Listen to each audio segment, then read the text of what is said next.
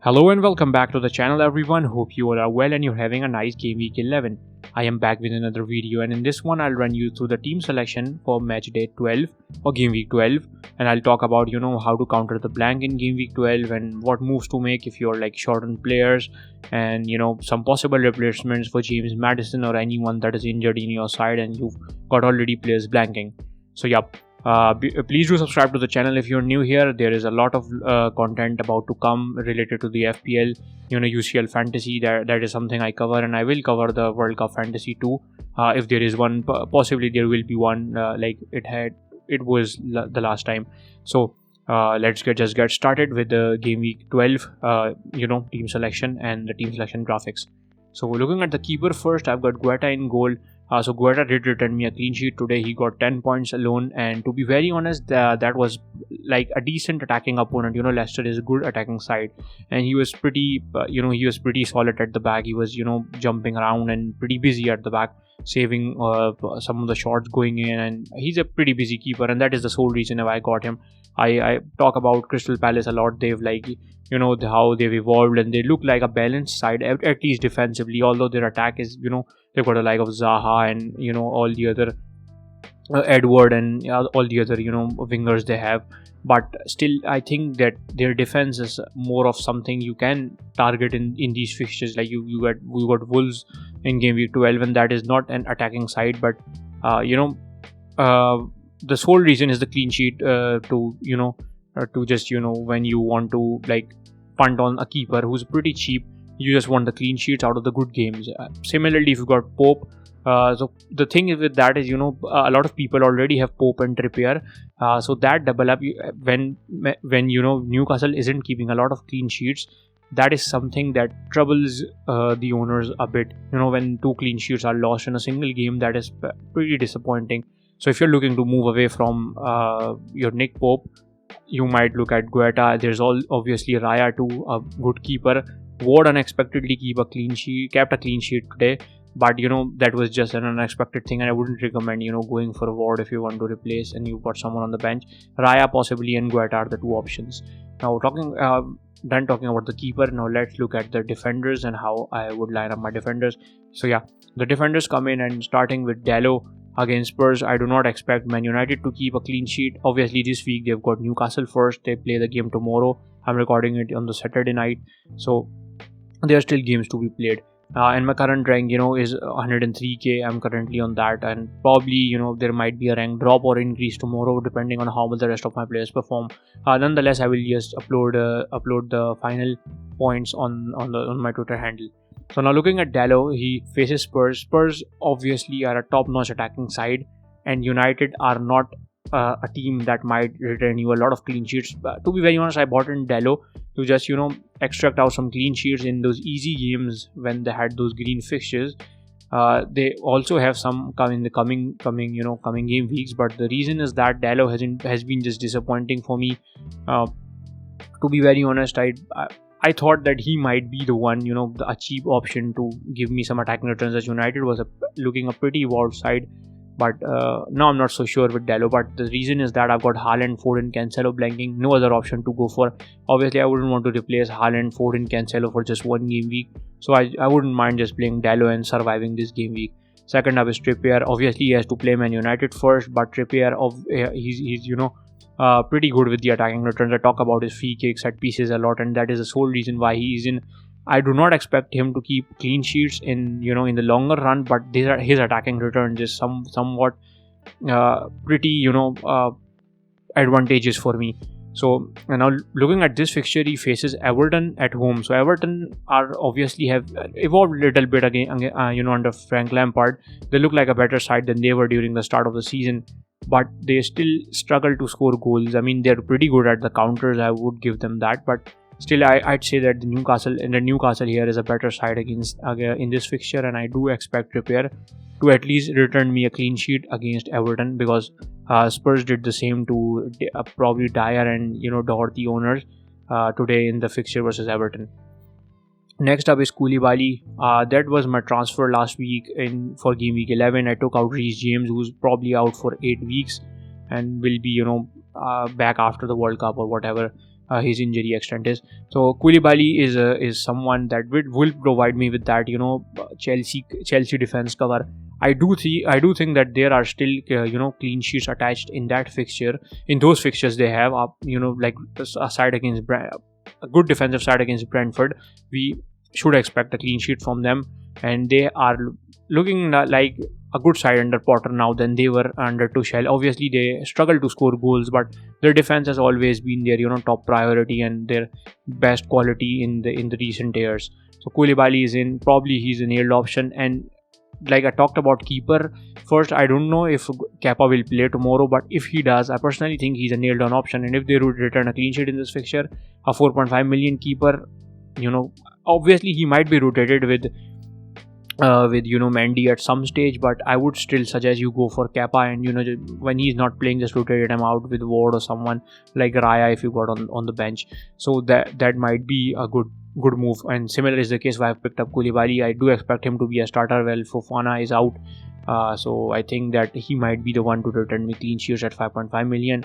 Whenever Reece James return back, I'll just go back to him if he is back in the attacking form.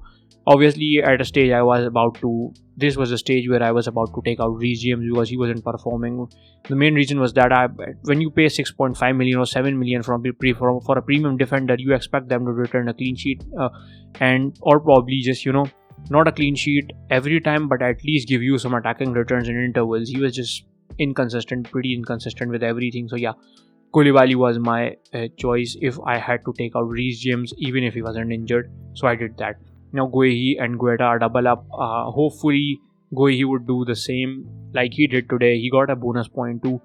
He's on the bonus list. He was quite alright in this fixture against Leicester. He made good clearances and he was pretty nice. And I do expect Crystal Palace to pull out a clean sheet versus Wolves again in their home, against Wolves in their home. So this is how the defense will look like. Now we move on to the midfield. I'll start talking about with Maddison first. He's injured. He's not injured. My bad. He's red flagged, and the reason is that he has taken 4 yellow cards and he'll miss the next game. So this was a pretty nice game against Leeds at home, and I did expected attacking returns from him, but Leeds is still defensively not a pretty balanced side, and they do leak out goals. And this was a fixture, and Maddison was the guy you would have given the armband to, but now he's set to miss, and there are possible options. Now if you assess my midfield, I've got Zaha, Martinelli won't play, and Andreas in the midfield. One possible option could be Bowen. Like if you are missing out on Bowen and you do think that he is one of the players that might give you the attacking returns that you expected Maddison to give you, I would say you move on to Maddison. Similarly, Bowen. Move on to Bowen. Similarly, if you're on Bowen and you wanted Zaha, this is the time you might just take out Maddison and go for Zaha if you do think that he might return you the clean sheets. Sorry for the 2 blunders. I'm just a little bit sleepy, but I just got to be done with the team selection stuff. So Maddison can be replaced by Trossard, who is he's pretty famous right now on Twitter, and is expected to return points in the fixtures he's got ahead, and that is one viable option I am looking at too. So if I take out Maddison, and most probably I will take out Maddison, that would be my move. I'll go for Trossard. I do think that he is the guy. Similarly, if you want to target this fixture, you got someone like Barnes to bring in. If you are set on bringing someone from Leicester, Barnes is really the guy if you want to go for. So those are some of the options you can take in to replace Maddison. Now we move on to the next midfielder, Zaha, who was disappointing today. This was a fixture. Leicester has been conceding goals, and Zaha had his chances to be among points. He was not pretty good with finishing, but I still would tell you to hold him if you already got Zaha, and he's very good when he's in space. He's playing that wider role. He cuts in pretty well. Zaha is still a hold to strike out or to target the good fixtures. Wolves obviously a tough defensive side, but they might leak goals if they face some good attacking side, and Crystal Palace on their day is a great attacking side. Martinelli is on a blank. I've currently got 10 players playing, and I really don't mind that. If I've got Martinelli, I've got Haaland, Foden, and Cancelo blanking. And to be very honest, these are all the players I wouldn't want to take out from my team. So yeah, I'll just consider it as one of my players got 0, and I'll just that might sometime happen. Mitrovic did that before, and a couple of times I got that from my keeper too. And in the UCL fantasy, you saw I got a -4 from my keeper. So still a 0 or a blank wouldn't hurt me a lot. And this is a game. This game week is all about survival. Now we move on to Andres Pereira, Andres Bench Pereira, whatever you want to call him. When he is on the bench, he'll get you points, and this is what I'll do this game week. I'll just put him on the bench. Obviously he'll come in later on, and that is just to joke about it. But he's got Aston Villa are the side with the worst XG. Obviously his 3 points, if he keeps a clean sheet, wouldn't be of help, but I do expect the Andres Pereira to now is the time. I do expect him to give me some attacking returns, because I'm not going to bench him. He'll play the game. He's on set pieces, he takes corners from both sides, and he might just be lucky to link up with Mitrovic and return me a goal versus Aston Villa. Talking about Mitrovic, we'll talk about the forwards. I've got Mitrovic and Kane up front. Talking about Mitrovic, he was lucky with the penalty, but he still looked pretty threatening. There were a couple of times I didn't expect him to pull out some shots, but he did. Although the decision making was, he was lacking a bit as he was out from the previous game, but I do expect Mitrovic to continue his good form and good scoring form. Similarly, it's Sir Harry Kane. I'd call him that because he's been scoring in every game he has played in the Premier League. Probably, he's scored in every game he has played, as far as I remember. And Harry Kane against Man United away. Man United, obviously not a tough defensive side like I've talked about, and that is what scares me with keeping Dalot at the back. But Harry Kane is the guy you would want to give your armband to. Looking at his current form, he's still on 3 bonus today, and he was pretty awesome. There were times I thought he might be among the attacking returns. More and more attacking returns, but I'm just satisfied with the penalty he got. He's clinical with the penalties. He's on the penalties. That is something a big advantage with a striker with a forward when you have one. And this is one of the reasons why I would consider him for the armband. But I would still assess Man United's game versus Newcastle to see how they look like defensively, and then I'll just go for Harry Kane with the armband. Sorry about that. So Harry Kane with the armband. So this is how I am planning to line up, and this is how I would line up. I've got 4-3-2, pretty solid formation, but I've got one Martinelli blanking and Maddison not playing. Obviously Maddison would be taken out. Just think, here's Trossard would come in here. That is my initial plan. I've not done the graphics for the player because I'm not pretty fixed with him yet, but Trossard is what I'm thinking at. I'll obviously assess things, and once I'm pretty set on Trossard, I would take Maddison out and put the final team on Twitter like I always do. So this is how I'm going to line up.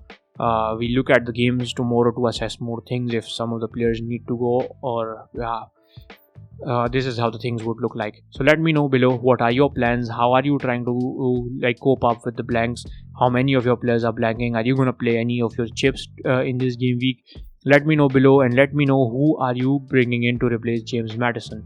Please do subscribe if you are new here. I would like to ask you that again. So this is it from my side. Thank you all for watching.